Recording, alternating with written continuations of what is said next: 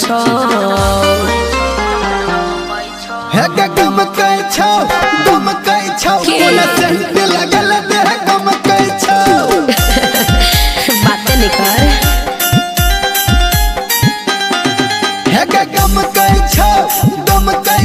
कोना सेंट लगल दे गम कै छौ बड़ महंगा छे रे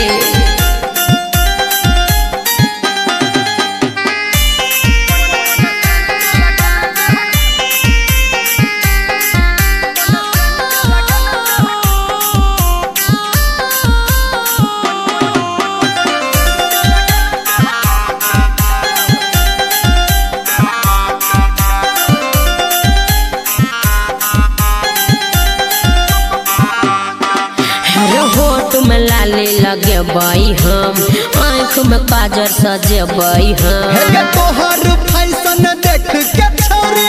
जिते जी मर जेबै हम ना नहीं करिए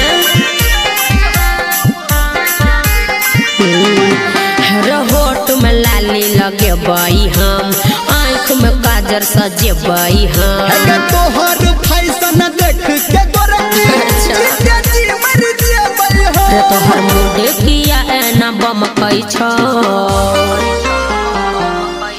हे के गम कै छौ कोना सेंट लगल दे गम कै छौ मत पूछ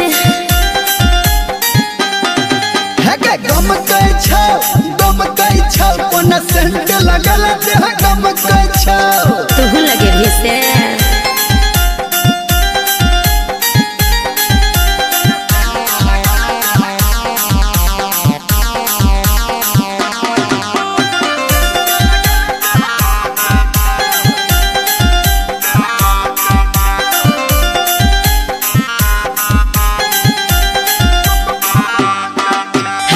कहीं से के सच चलऊ हम एना में मुँह देखलऊ हम हे के तोरा पटाबैले सुन के गोरकी अच्छा। चोर के जाल फकलो हो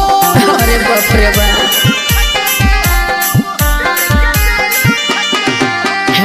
कहीं से के सच चलऊ हम एना में मुँह देखलऊ हम हे के तोरा पटाबैले सुन के गोरकी बोले के जाल फकलो हो धर्मेंद्र रमन किया झमकै छो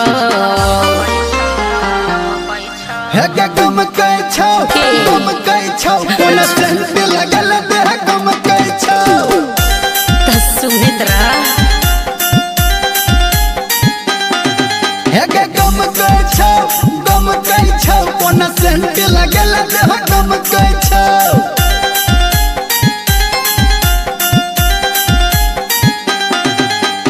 तू लगे भी से